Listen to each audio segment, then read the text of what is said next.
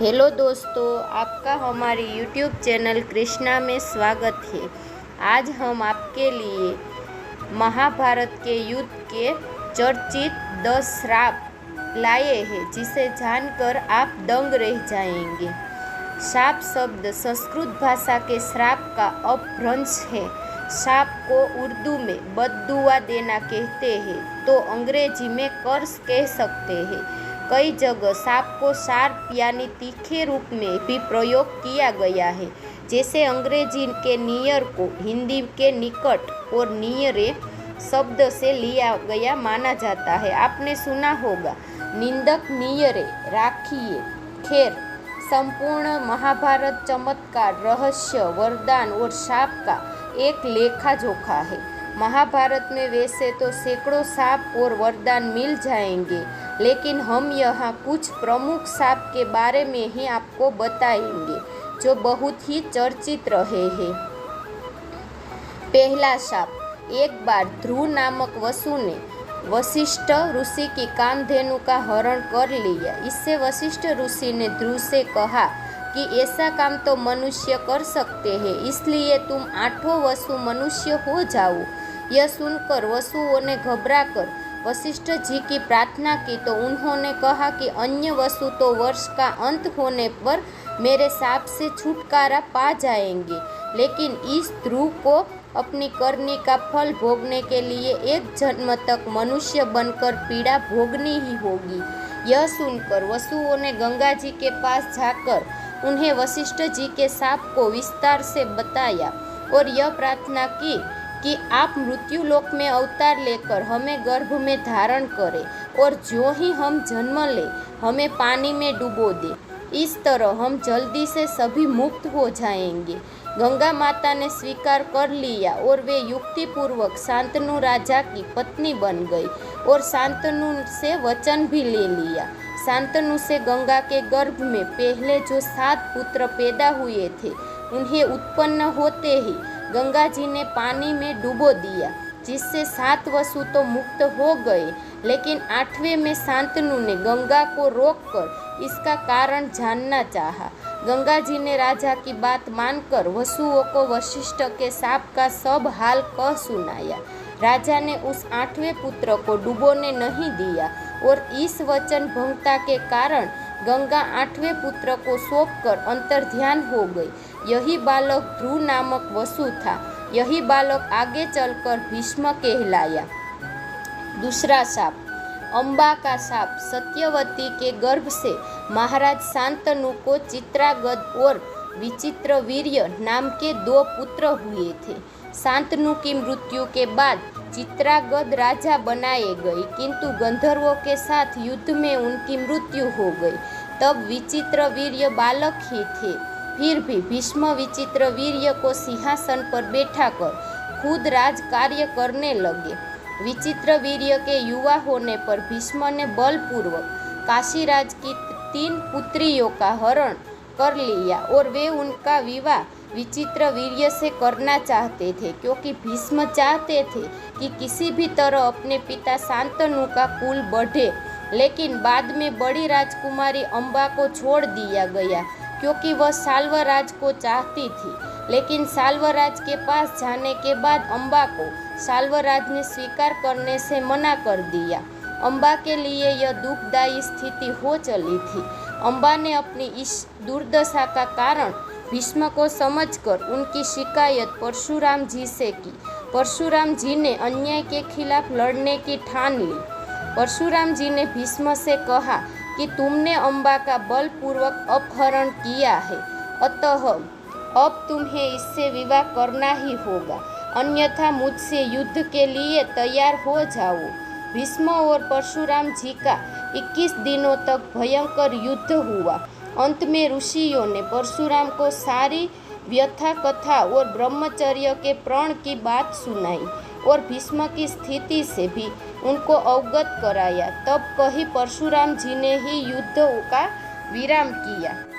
बाद में अम्बा ने बहुत ही द्रवित होकर भीष्म को कहा कि तुमने मेरा जीवन बर्बाद कर दिया है और अब तुमसे विवाह करने से भी मना कर रहे हो। मैं निस्सहाय स्त्री हूँ, और तुम शक्तिशाली, तुमने अपनी शक्ति का दुरुपयोग किया। मैं तुम्हारा कुछ भी बिगाड़ नहीं सकती, लेकिन मैं पुरुष के रूप में दोबारा जन्म लूंगी और तब तुम्हारे अंत का भी कारण बनूंगी। गौरतलब है कि यही अम्बा प्राण त्याग कर शिखंडी के रूप में जन्म लेती है और भीष्म की मृत्यु का कारण भी बनती है। तीसरा शाप पांडु को दिया ऋषि ने।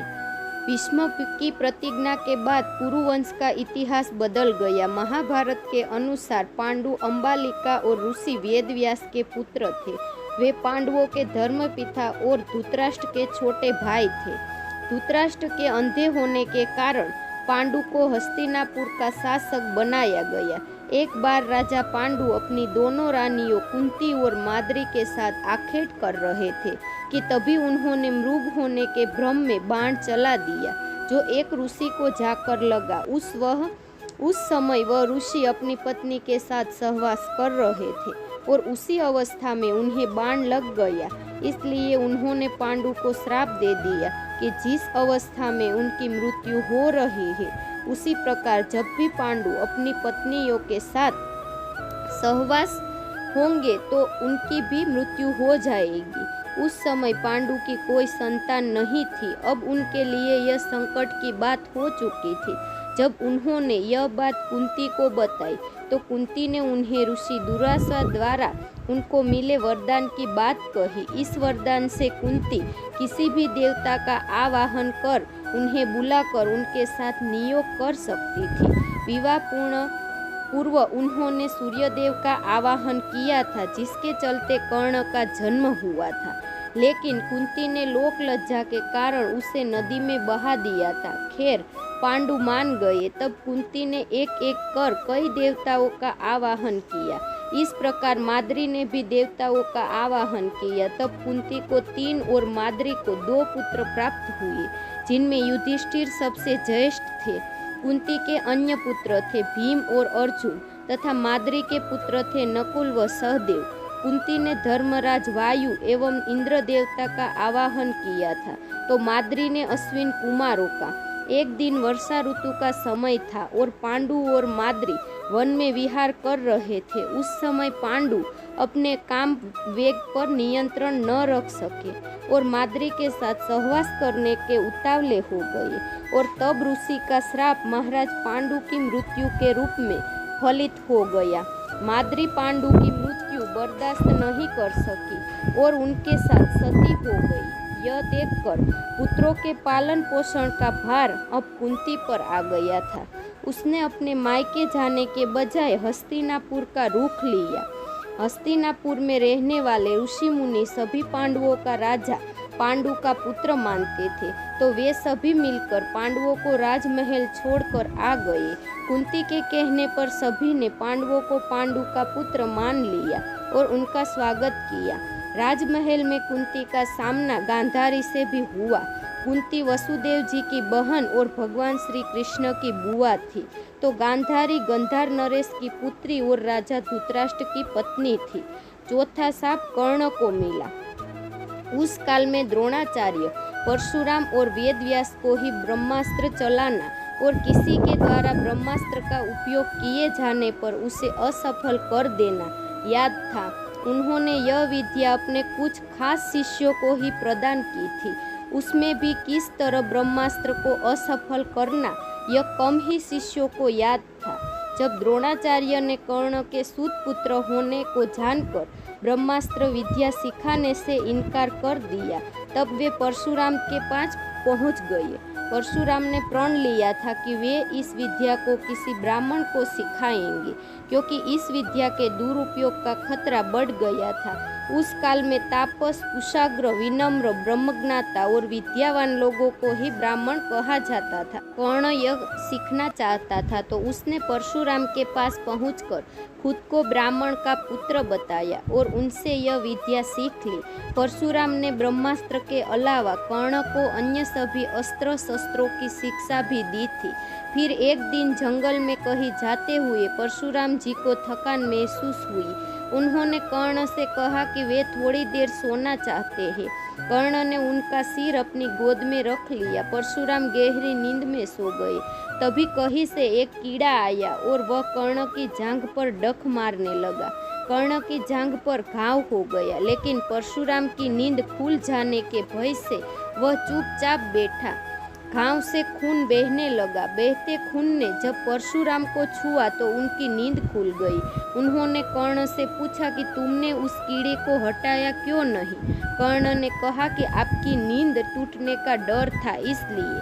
परशुराम ने कहा कि किसी ब्राह्मण में इतनी सहनशीलता नहीं हो सकती है।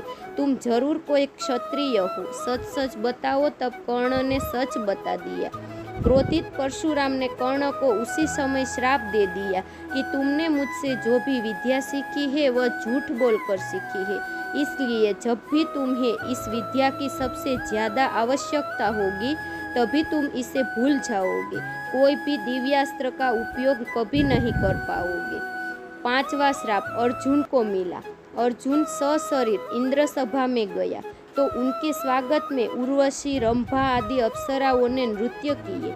अर्जुन के रूप और सौंदर्य पर मोहित हो उर्वशी उनके निवास स्थान पर गई और प्रणय निवेदन किया। साथ ही इनमें कोई दोष नहीं लगता। इसके पक्ष में अनेक दलीलें भी दी, किंतु अर्जुन ने अपने दृढ़ इंद्रिय संयम का परिचय देते हुए कहा, मेरी दृष्टि में कुंती, माद्री और सची का जो स्थान है वही तुम्हारा भी है। तुम पुरुवंश की जननी होने के कारण आज मेरे लिए परम गुरु स्वरूप हो।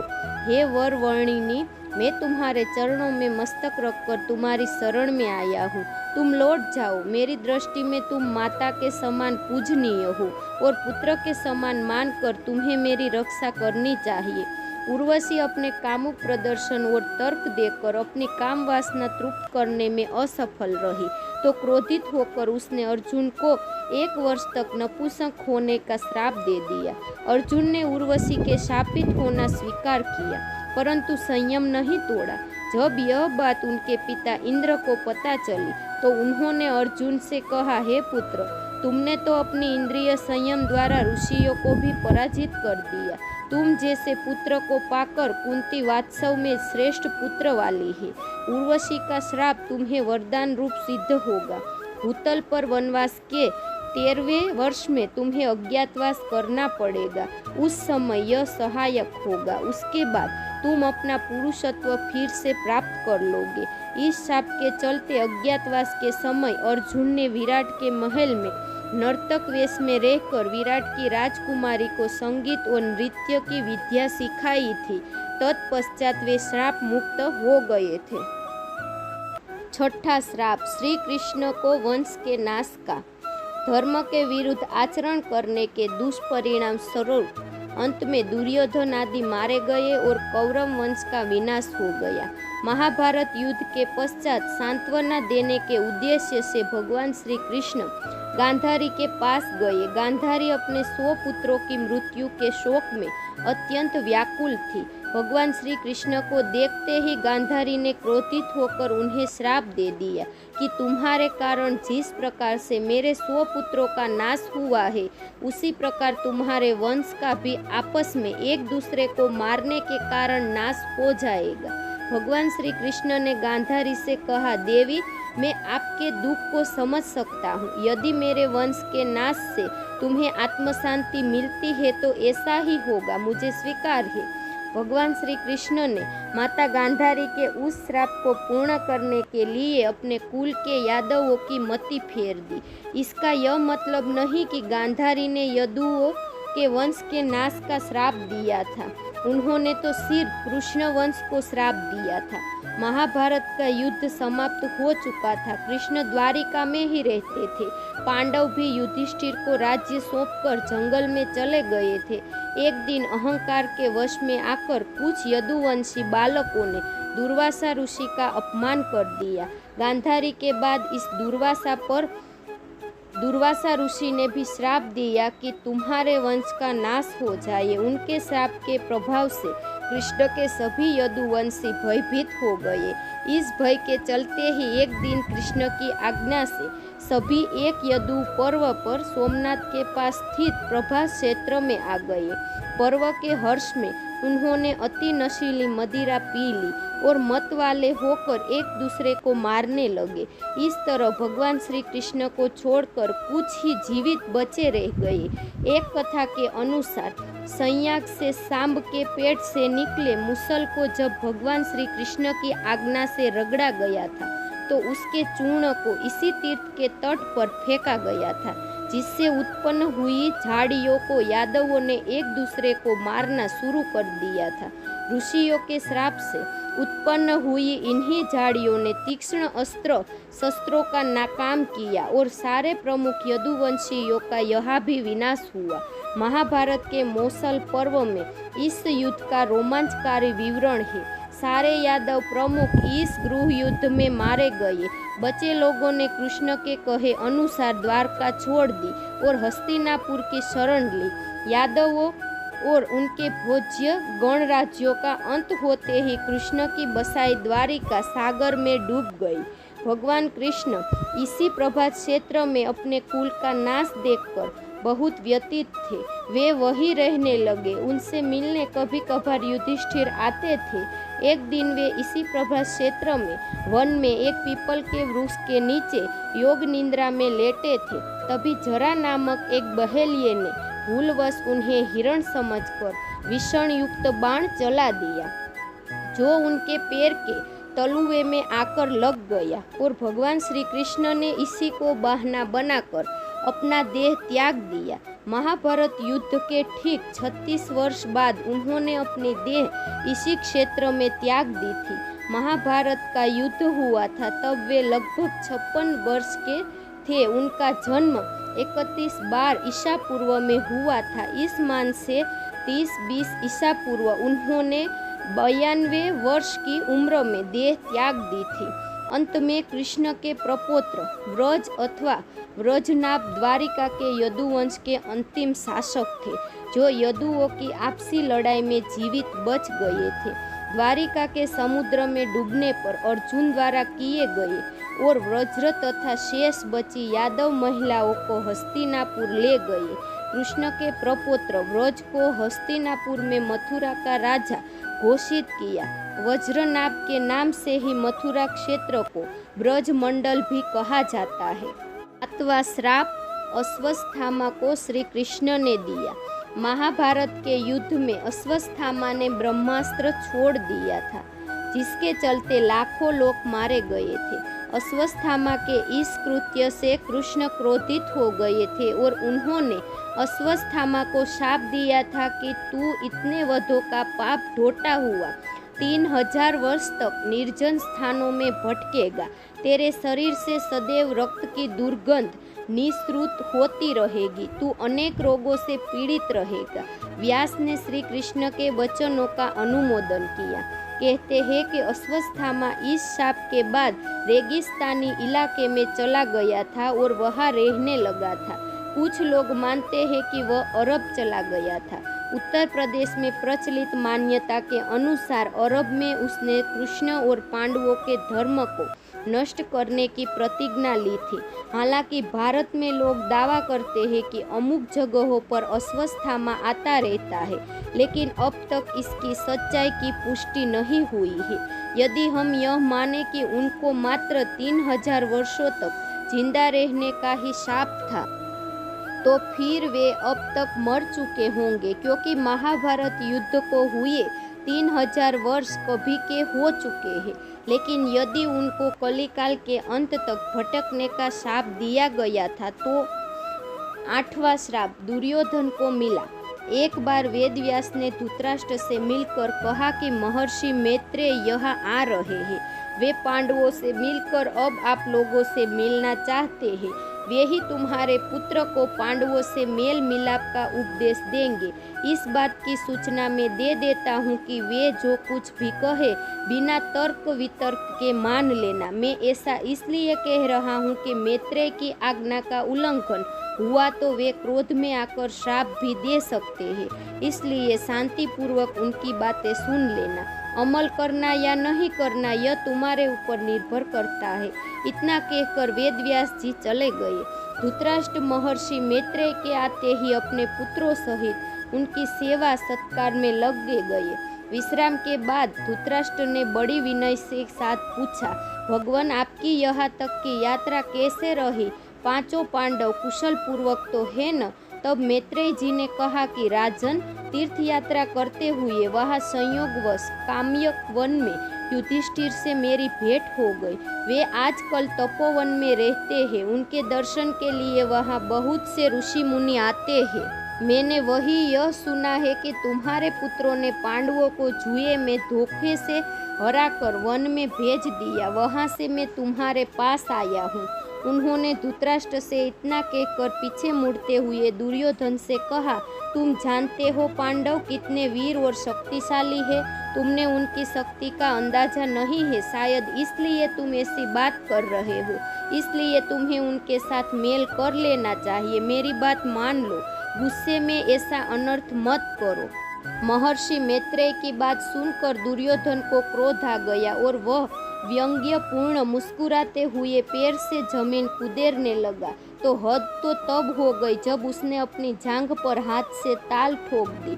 दुर्योधन की यह उदंडता देखकर महर्षि को क्रोध आया। तब उन्होंने दुर्योधन को श्राप दिया, तू मेरा तिरस्कार करता है, मेरी बात शांतिपूर्वक सुन नहीं सकता। जा उद्दंडी, जिस जंगा पर तू ताल ठोक रहा है उस जंगा को भीम अपनी गदा से तोड़ देगा। बाद में कौरव और पांडवों का घोर युद्ध हुआ और भीम ने दुर्योधन की जंघा पर वार कर अंत में उसकी जंघा ही उखाड़ फेंकी। का श्राप द्रौपदी ने घटोत्कच को दिया। जब घटोत्कच पहली बार अपने पिता भीम के राज्य में आया तो अपनी माँ हिडिंबा की आज्ञा के अनुसार उसने द्रौपदी को कोई सम्मान नहीं दिया। द्रौपदी को अपमान महसूस हुआ और उसने बहुत गुस्सा आया। वह उस पर चिल्लाई कि वह एक विशिष्ट स्त्री है, वह युधिष्ठिर की रानी है, वह ब्राह्मण राजा की पुत्री है तथा उनकी प्रतिष्ठा पांडवों से कहीं अधिक है। और उसने अपनी दुष्ट राक्षसी माँ के कहने पर बड़ों ऋषियों और राजाओं से भरी सभा में उसका अपमान किया है। जा दुष्ट, तेरा जीवन बहुत छोटा होगा तथा तू बिना किसी लड़ाई के मारा जाएगा। 10वां श्राप राजा परीक्षित को दिया। एक बार राजा परीक्षित आखेट हेतु वन में गए। वन्य पशुओं के पीछे दौड़ने के कारण वे प्यास से व्याकुल हो गए तथा जलाशय की खोज में इधर उधर घूमते घूमते शमीक ऋषि के आश्रम में पहुंच गए। वहां पर शमीक ऋषि नेत्र बंद किए हुए ब्रह्म ध्यान में लीन बैठे थे। राजा परीक्षित ने उनसे जल मांगा, किंतु ध्यान मग्न होने के कारण शमीक ऋषि ने कुछ भी उत्तर नहीं दिया। सिर पर स्वर्ण मुकुट पर निवास करते हुए कलयुग के प्रभाव से राजा परीक्षित को प्रतीत हुआ कि यह ऋषि ध्यानस्थ होने का ढोंग कर मेरा अपमान कर रहा है। उन्हें ऋषि पर बहुत क्रोध आया। उन्होंने अपने अपमान का बदला लेने के उद्देश्य से पास ही पड़े हुए एक मृत सर्प को अपने धनुष की नोक से उठाकर ऋषि के गले में डाल दिया। अपने नगर वापस आ गए। शमीक ऋषि का जब ध्यान साधना से जागृत हुए तो उन्होंने अपने गले में पड़े मृत सर्प को देखा। उन्हें ज्ञान ही नहीं हो पा रहा था कि उनके साथ राजा ने क्या किया है। उस दौरान शमीक ऋषि के पुत्र रुंगी ऋषि आ पहुँचे और जब उन्होंने जाना कि उनके पिता का राजा ने अपमान किया है तो वे बहुत क्रोधित हुए। उन्होंने सोचा कि यदि यह राजा जीवित रहेगा तो इसी प्रकार ऋषियों का अपमान करता रहेगा। इस प्रकार विचार करके उस ऋषि कुमार ने तुरंत ही कमंडल से अपनी अंजुलि में जल लेकर तथा उससे मंत्रों से अभिमंत्रित करके राजा परीक्षित को यह श्राप दे दिया कि जा, तुझे आज से 7वें दिन तक्षक सर्प डसेगा। शमीक ऋषि कुछ समझ पाते इससे पहले तो रुंगी ऋषि ने श्राप दे डाला था। शमीक ऋषि ने अपने पुत्र से कहा, तूने यह अच्छा नहीं किया। वह राजा तो प्रजा का रक्षक है, उसने इतना बड़ा अपराध भी नहीं किया था कि उसे इतना बड़ा श्राप दे दिया जाए। शमीक को बहुत पश्चाताप हुआ। उल्लेखनीय है कि द्रोण पुत्र अश्वत्थामा के ब्रह्मास्त्र प्रहार से उत्तरा ने मृत शिशु को जन्म दिया था, किंतु भगवान श्री कृष्ण ने अभिमन्यु उत्तरा पुत्र को ब्रह्मास्त्र के प्रयोग से बाद भी फिर से जीवित कर दिया था। यही बालक आगे चलकर राजा परीक्षित के नाम से प्रसिद्ध हुआ था। परीक्षित के प्रतापी पुत्र हुए जन्मेजय। जन्मेजय को जब यह पता चला कि मेरे पिता की मृत्यु सर्पदंश से हुई, तो उन्होंने विश्व के सभी सर्पों को मारने के लिए नागदाह यज्ञ करवाए थे। उन यज्ञों में नागों को पटक दिया जाता था। ये एक विशिष्ट मंत्र द्वारा नाग स्वयं यज्ञ के पास पहुंच जाते थे। देश भर में नागदाह नामक स्थान मिल जाएंगे। सर्पदाह के एक घनघोर यज्ञ की अग्नि से एक करकोटक नामक सर्प ने अपनी जान बचाने के लिए उज्जैन में महाकाल राजा की शरण ले ली थी, जिसके चलते वह बच गया था। तो ये थे महाभारत के 10 चर्चित श्राप। यदि आपको यह पौराणिक कथा पसंद आए तो इसे शेयर और लाइक जरूर करें।